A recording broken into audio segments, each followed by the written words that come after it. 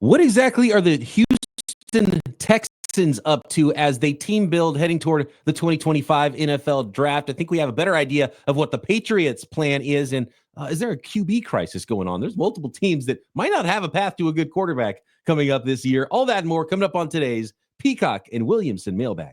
NFL analyst Brian Peacock and former NFL scout Matt Williamson bring you expert NFL analysis every day in less than 30 minutes.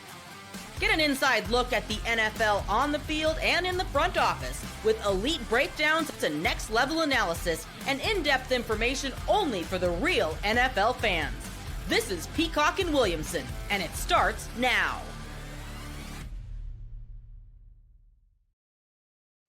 Welcome to the Peacock and Williamson NFL Show. Brian Peacock alongside Matt Williamson at BD Peacock at Williamson NFL. Thanks everybody for making us your first listen on the Locked On Podcast Network, your team every day. I love all our everydayers. I see the podcast growing as well, so I know you all are subscribing and sharing the show. And if you're new to the program, thanks for stopping in. And you can subscribe on YouTube or anywhere you listen to your podcasts. Helps us out tremendously. And again, helps other people find the show as well as we break down the league and talk a lot of NFL draft, probably a lot of NFL draft conversations every day for the next 5 or 6 weeks or so. And let's be honest, Matt, the next 6 weeks is a lot more fun, I think, for football than maybe if you're a Titans fan or Giants fan or Browns fan was having fun the last 6 weeks of the actual football season. So yeah, good point.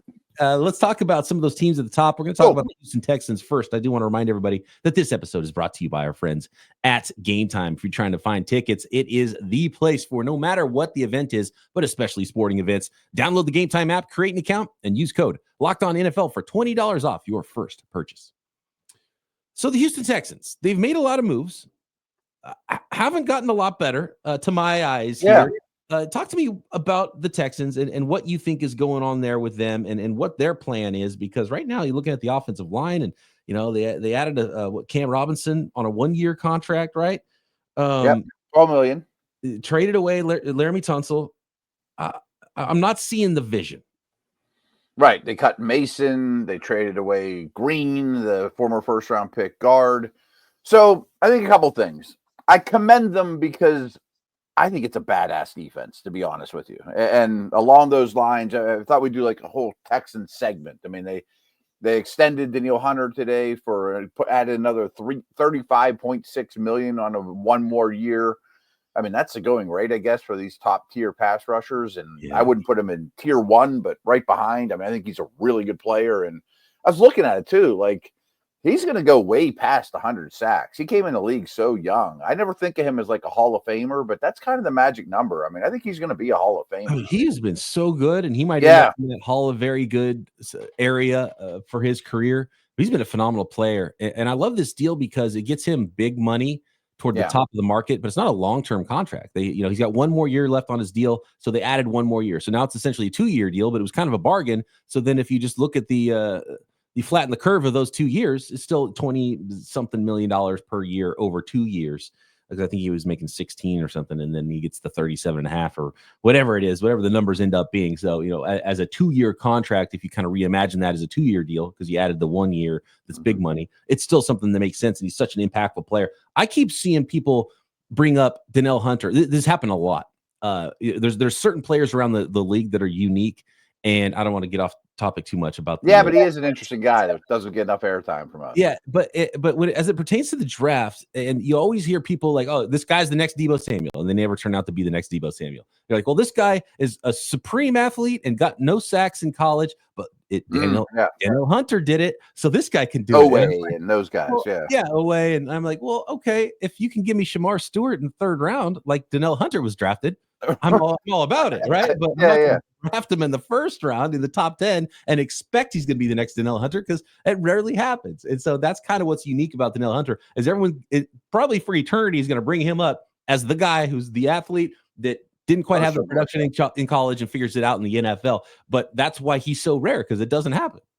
It's a great point. And back to kind of what they're doing, they just gave Stingley massive money as well. I mean, like, okay, Tunsil was a foundational player. They shipped him out, but there are other dudes they're rewarding to kind of set the tone for the locker room that, we are going to keep our big studs. And as you were talking about the Hunter contract a little bit, I'm kind of realizing it's a nice stagger with Will Anderson whenever he's going to be up to. I mean, Hunter will probably be looking for Hunter's replacement when they're paying Anderson. So I look at their defense across the board and think this is probably a top 5 unit. Defensive head coach was really good last year, maybe even better this year.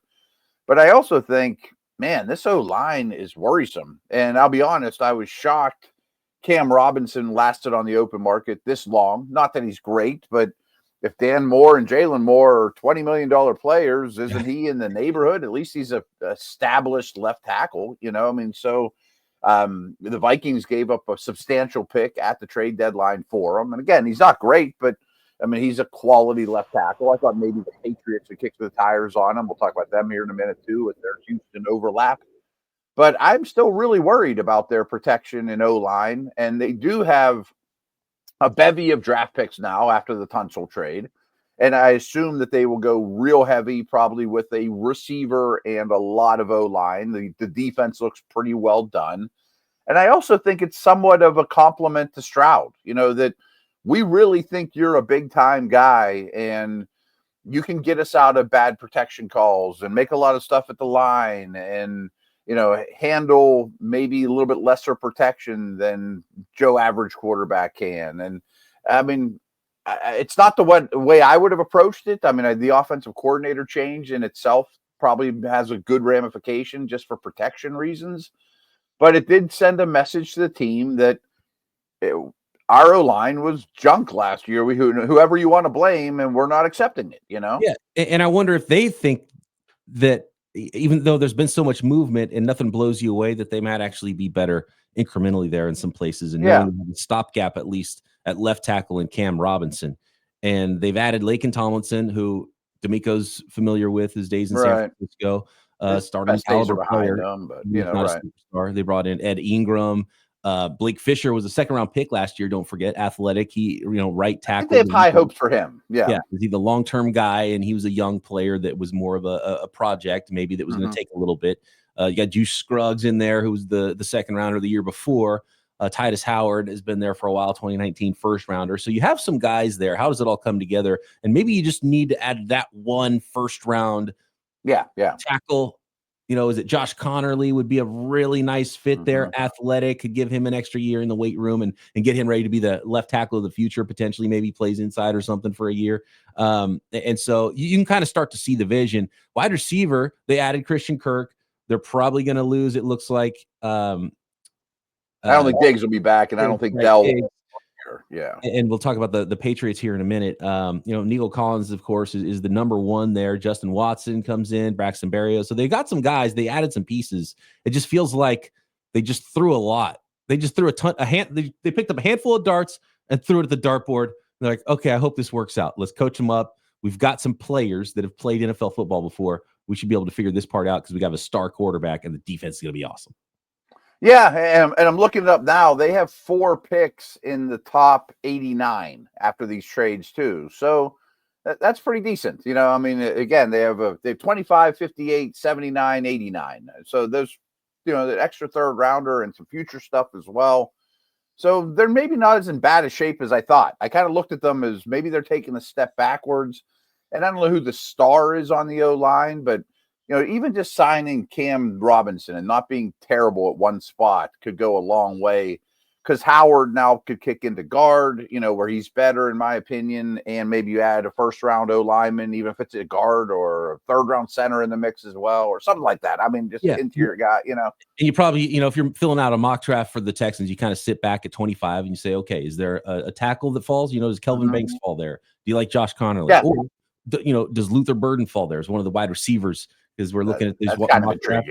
A lot of these wide receivers are kind of falling in these mock drafts. Luther Burden would be a fantastic fit. Would be a great pairing with Nico Collins and Kirk's a slot tough guy. Right. I like that a lot. The more you talk through Shanahan, McVay tree offenses, Luther Burden I think would be dynamic. And I'm kind of not buying his fall, but if he's there at 25, that'd be a nice fit too. So they're actually maybe not when you really let it talk through it, Not as it's bad as not you as think. weird as it seems, but I'm kind of trying to figure out if it made sense. And you know what? It kind of does make more sense than I thought at first, just seeing all the headlines slowly come in on the Texans offseason.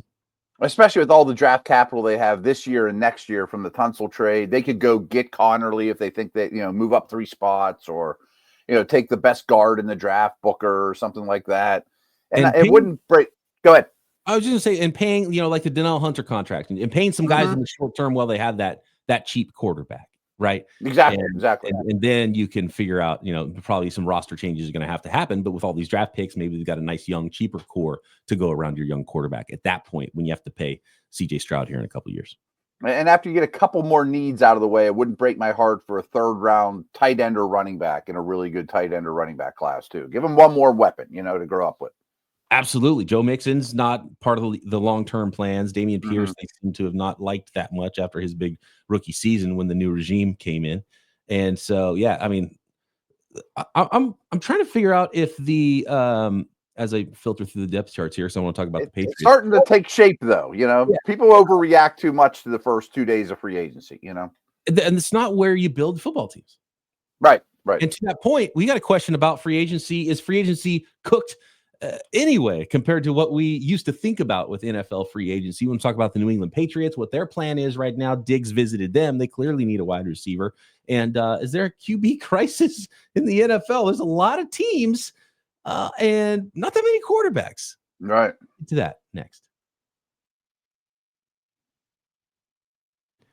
Today's episode of Peacock and Williamson brought to you by Upwork. Scaling your business requires the right expertise at the right time. With Upwork, you can find specialized freelancers in marketing, development, design, and more, experts ready to help you take your business to the next level. Upwork gives businesses flexibility by connecting them with top freelance talent across multiple industries, including IT, AI, web development, and marketing. Whether you need extra hands for a project or maybe a long-term partner as well, Upwork makes hiring simple.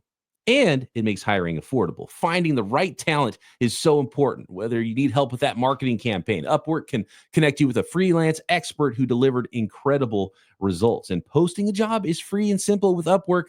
And within a day, multiple qualified candidates to choose from in most cases.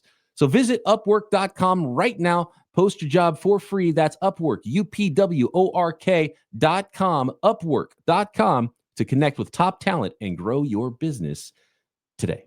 This episode is also brought to you by Game Time. I love Game Time. I've got my Game Time app, and I don't buy tickets to any event without checking the Game Time app first. And specifically, when you need last-minute tickets, you can get phenomenal deals with Game Time. I've used it for concert tickets. I've used it for go and see my San Francisco Giants play. It's a fantastic way to get those tickets. Maybe you want to go see a college tournament game. Yeah, you can find tickets there on Game Time as well.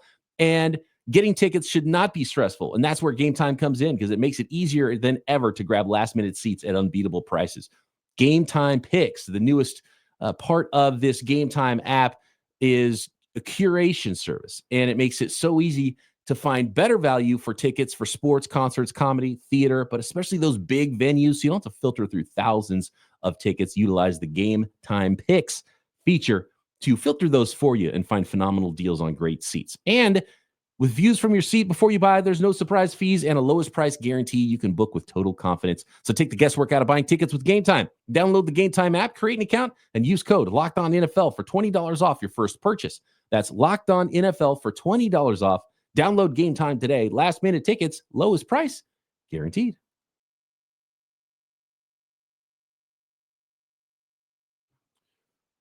So, Matt, let's talk New England Patriots. And Stephon Diggs visiting the Patriots. They clearly need a wide receiver. They clearly need a offensive line, probably multiple. But that ever elusive long-term left tackle would be nice for the New England Patriots as well. Mark's question is: any idea what the New England Patriots are doing? They still have oodles of cash and 0 players around Drake May. Are they going down the Trevor Lawrence path like the Jaguars did? I think it's more measured than that. And I think that the defense, not to the Texans level, but got pretty darn good in the last couple of weeks. And especially if like a Barmore can come back from his issue and Gonzalez can stay healthy, You got 2 outside corners. Mata Spillane's great, but he's going to quarterback the whole thing. Belichick did leave some defensive pieces intact. I mean, some of their Kyle Duggars and those type of dudes are pretty good players. I love the Williams signing, even though I think it's an overpay, but they have to overpay and they have too much money to even spend. So this one's going to be a slow burn for me. This is a tortoise rebuild. I mean, and I'm fine with that. I would have liked to seen a Cam Robinson or a quality receiver that you could trust. But the fact that Diggs was there yesterday, I think that's exactly what you want. I mean, he's a chain mover. I don't know what kind of mentor he'd be for the next rookies. I mean, he isn't considered like an A+ character guy, but whatever. Yeah. I mean, nobody likes having him around for too long.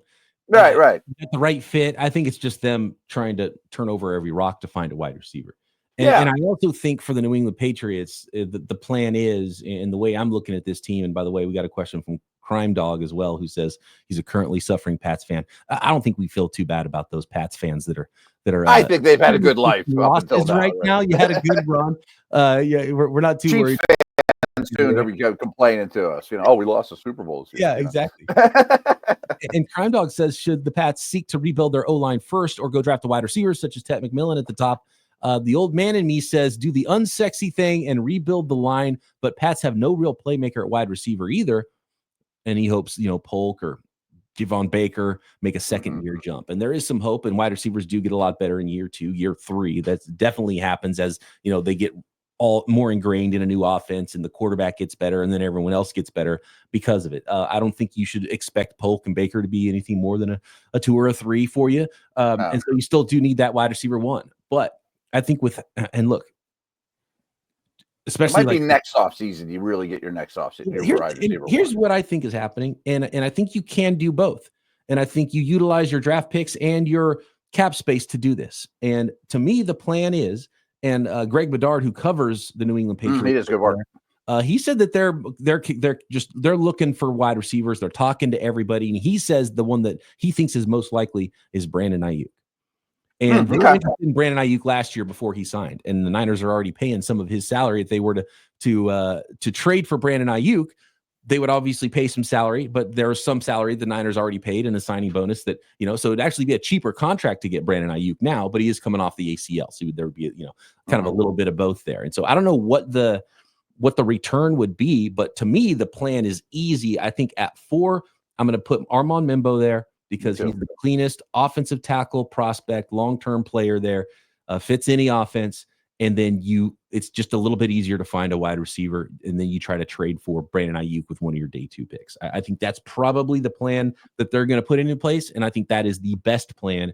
Can they get the 49ers to bite is the question, because the 49ers aren't a team that's going to, give away players. Like, they're a competitive organization. They're not going to let him go for, a 4th round pick or something like that. So, can the Niners get that 2nd round pick from them? Do the Patriots think, well, we could maybe get a Jaden Higgins or one of these wide receivers that are falling at the top of the 2nd round? Can they get a package around a 3rd round pick, which is where I would guess right now? And look, it's an early 3rd round pick. They could potentially send to the 49ers. Maybe there's another pick involved somewhere, a player potentially going to the 49ers that's not part of the long-term plan for the New England Patriots. Barmore for Ayuk, would that be a deal? Niners need a defensive tackle. They both have, their own issues. Injury stuff. Yeah, injuries. So there are still some options. I would say you draft O-line at 4 if you believe that guy is there. And I think Armand Membo kind of cemented himself with the prospect that he is. Maybe you can even trade back a little bit and get some extra picks to go get that wide receiver on the trade market. Maybe throw a bunch at the Philadelphia Eagles, because I do think A.J. Brown could be had at some point, probably less likely than Brandon Ayuk right now, it feels like. So Membo, Ayuk, and then you still have, day 2 picks to spend on that football team. That's what I think the plan is for the Patriots in the best direction. Yeah, that's kind of what I was going to say. It's the tortoise, not the hare. I mean, let's just look at this offense. If you added Membo, Ayuk, and Diggs, they could do that in a heartbeat. I mean, that's like worst case scenario. Or Membo, Diggs, and Pickens. Right. And all right. Or A.J. Brown. Or you have an immense upgrade in talent. That offense looks completely different. And I think Completely you'll be able to coach up the defense. You've got more pieces on defense, and you still have a lot more draft picks. Like, that's only going to take you one of your draft picks, or one day two pick plus a later pick or a future pick. That's not going to be that hard. And now you've got two very difficult things that are expensive things to find in the NFL: a franchise left tackle and a potential wide receiver one for your young quarterback. Or Higgins in the second round and Membo and Diggs, and don't even make a trade. Like, okay, I mean, I'm starting to see the vision here, or I'm going to throw a curveball at you too. What if Sanders goes 2 or 3 and Carter or Hunter is sitting there at 4? And you could get a ton for them, or just take Hunter and say you're a receiver. That's the other thing. Would you just be like, oh, well, Hunter, guess what? You went to the team that's going to play you at wide receiver. It sounds like Hunter would be totally fine with that too. That'd be kind of fun. Exactly. So they have a lot of resources still, and people don't think about this, but as the season or as the offseason goes on, sometimes it's after the draft, you're sitting there with all this cap space, and there's a team that's not thrilled with a contract, and you can pry away, a quality player for a 5th round pick and a lot of cap space, things like that. Cap space doesn't go away. Yeah. The more you look at it too, and I don't even know what you're rooting for. If you're the Patriots, are you rooting for that franchise offensive lineman, or would you rather Sanders quarterbacks go 1-2 and then have your pick? I think you want Sanders to go 1-2, and then you can listen to offers, or you're in a pretty power position there to have one of the blue chip players there for you, whether it's Abdul Carter or Travis Hunter, and your team could use both of those guys. Like, those would be very easy picks probably to make for you. Or you can still listen to offers there from a team maybe trying to go up that wants one of those guys, and then you could still take Membo a few picks later if that's your guy, or Ted McMillan a few picks later if that's your guy. So they're actually in a pretty good spot right now, and you just can't build the thing overnight. It's something we've been doing a lot on the Steelers shows, you can imagine, since they don't have a quarterback. But this isn't over yet. I mean, the tidal wave of free agency is over with, but we just talked through the Texans and Patriots, and I feel a lot better about both those teams than I did when we hit record to start the podcast. You know what I mean? You start talking through them, and you see their vision, and you think as those around you think, and you're like, I don't have to do this on the day that the league opens, And again, for the Texans, for the Patriots, the heavy lifting is done. If you got your head coach and quarterback, right. The other stuff's easy. Back and relax and build that thing going forward. So, Crime Dog, we don't feel bad for you. Might take a couple more. No. right. But it'll be all right for the New England Patriots. And we could definitely write the story that 365 days from now, that's going to be like the team to beat. Boy, they got a big time quarterback, and they still have $100 million in cap space, and one more offseason. Defense is really good. We'll be talking about the Patriots like we were talking about the Texans next year. Right? Yeah. Good. Yeah.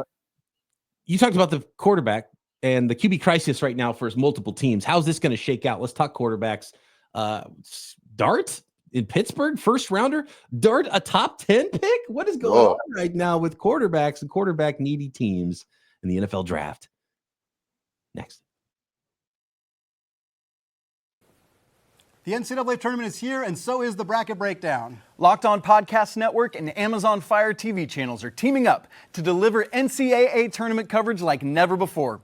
Watch studio shows featuring former players and Locked On's local experts as they guide you through every upset, buzzer beater, and bracket matchup. Stream it all for free on Amazon Fire TV channel. Search Bracket Breakdown to see it all for free. It's your team every day.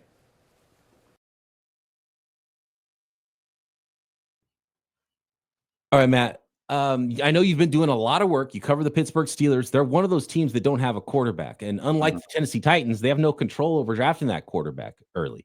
The Cleveland Browns could draft the quarterback at number 2, leaving the Giants in the wind with a quarterback. So specifically the New York Giants and the Pittsburgh Steelers are two teams that right now are just kind of chilling, and they're just kind of chillaxing too much for my liking. Because like, what's going on at quarterback there? Daniel Jeremiah dropped a mock draft that had Jackson Dart of Ole Miss, the quarterback, going at 21. And then Mel Kiper drops a mock draft. And look, Mel Kiper's the OG. He's the GOAT. I love Mel Kiper. I know he knows a lot of people and has connections. He had Jackson Dart going number 9. Yeah. Is this third just quarterback off the board? Is this just that pre-draft mania where things get all shaken up? Because a week ago I'd have said I would bet that Jackson Dart goes closer to the 3rd round than the 1st round. And now he shows up in the top 10 of a mock draft. So I don't know what the heck to think. What are the plans at quarterback? And it's feeling more and more like Ward is going to go number 1 to the Titans unless the New York Giants give them a big time offer and go up and get him themselves. I mean, to rewind a little bit, if Dart is getting top 25 consideration, I have to think they think Sanders is going 2 or 3. Yeah, I mean, wouldn't you say? Yeah, I mean, like, is that because I didn't look at Kiper's mock, and I was actually kind of shocked. You told me off the air that I think he did. Yeah, so high. Did he have Sanders going 2? I'm almost certain it was either 2 or 3. I think for both those guys, and frankly, I think they're the most dialed in draft nicks out there. They might not be number 1. I love Dane, I love McShay, I love all those dudes, but I think the league tells DJ and Mel maybe more than anything. So. And they both will tell you they mock with their ears, not their eyes, like what the people are telling them. So I kind of believe that there is some truth to that. And I subscribe to Todd McShay's new Substack too. And he sent a mock today, like an hour ago. And he had the Giants missing out. He had Sanders going 2, and then the Giants missing out on a quarterback at 3. Trading back to 19 to take Dart to get ahead of the Steelers. So like everyone that's kind of in the know is thinking these things. I mean, if Kenny Pickett can go 20, and I mean, we know they're going to go, and we know there's a shortage. And, sitting here looking at our YouTube thing, our third bullet point is quarterback crisis. And how else are you going to get them? And frankly, I don't think it's a great first round. It's not like I'm not taking Joe Alt or Fuaga or one of these great tackles, or I mean, it's not a bad year to reach. But boy, we talk about it on my Steelers show a lot. Like, I don't want to use 21 on Dart, and sit behind Aaron Rodgers and Mason Rudolph for a year, and I just don't see immense upside there either. Yeah, he's talented, but what you just did this a few of the Steelers.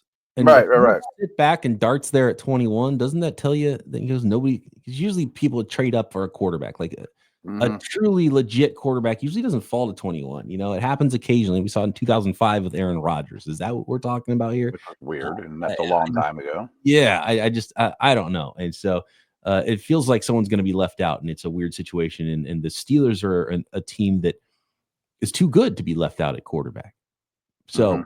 Aaron, do they know something else about Aaron Rodgers? Is there a Kirk Cousins maneuver here? Josh Redding, who is known as the Jerry Rice of question askers, says, what would the Falcons have to give away in terms of draft capital to get a team like the Giants to take Cousins? Because I feel like that's got to be a domino for one of these football teams that's sitting there like, well, Kirk Cousins is a heck of a lot better option than anything else. Do you get him for free? How does that even work? I also think you could throw Derek Carr in there too. I mean, especially if they were to take Sanders at 9 or Dart at 9.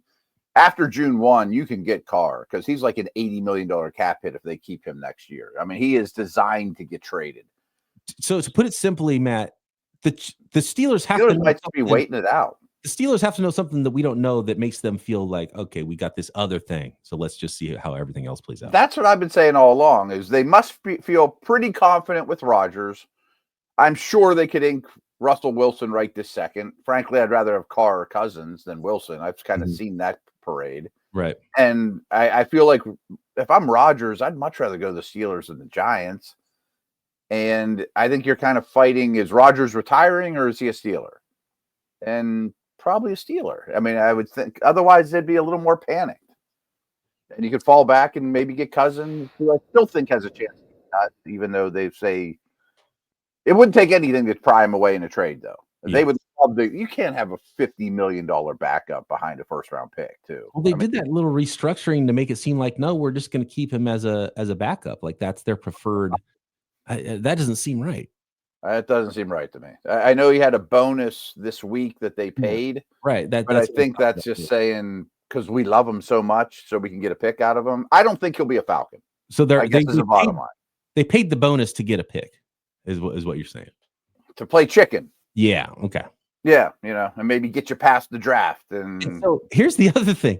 Do you think a team is going to tell Daniel Jeremiah, as plugged in as he is, or Mel Kiper exactly what they're doing? No, I don't think so. So sure. There's a lot of, it's lying season as it pertains to the NFL draft. And the other thing is they might just say Dart's going in the first round. It's other teams. So what happens is you call and you talk to the Ravens, and then the Ravens tells Daniel Jeremiah, well, this is what we think the Steelers are doing. And so it's not like the Steelers tell DJ what the Steelers are doing, but other teams say, well, we think this is going to happen. This is going to happen. He talks to a scout like, well, we love this, or I love this guy. Not saying my team loves this guy, but this guy does this guy does that. And so it's still, you don't have a complete picture when it comes to all of those things. I want to get to one more real quick one here from James. I do think people just tell DJ too, or whoever, Dart's going to go in the first round. It's not us. We have a quarterback, but he's going to go. So where are the landing spots? Or that really talented player that's got some off field, and Daniel Jeremiah for some reason doesn't have him in his first round mock draft anymore. And you're like, there's something there, and you can kind of Walter Nolan keeps falling out of the first round. Like his tape looks like a first round pick. He's for sure first round pick. He's a top half of the first round pick on tape. I didn't go blind all of a sudden and can't figure out his tape anymore. His tape still looks good. That's the kind of the thing, even though he doesn't say it, is there's probably some smoke there when it comes to guys that there's whispers of character concerns. If you see him falling like a rock in some of the expert mock drafts, teams are telling him something, or teams are telling him something to try to get him to fall to them. And all of a sudden Walter we did the Burden thing yesterday or whatever too.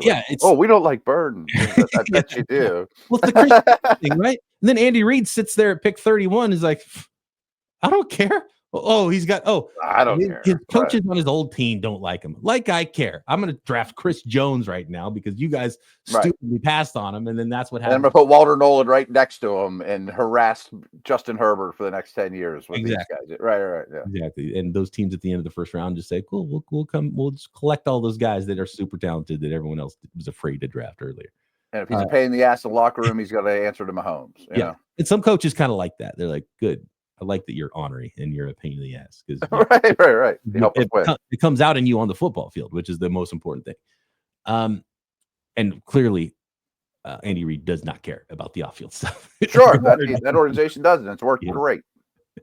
Real quick one from James. He says, Purdy to the Giants for this year's 1 and next year's 2. Who says no? And if it's the 49ers, is it unanimous in the building? I have no idea what's going on in the 49ers building. I do know that the Purdy contract and Niners talking about trying to not spend as much cash, that kind of all ties in, and it might be a difficult negotiation.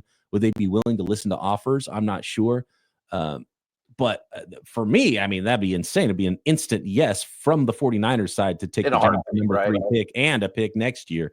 I don't think the Giants take advantage of a desperate organization. But I could see the Giants offering something pretty. To be honest with you, I might even want next year's number 1 more from the Giants.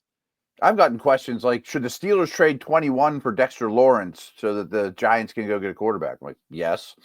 Right. You're right. They're not going to do that. Answer the phone calls from the Giants if they are desperate for a quarterback.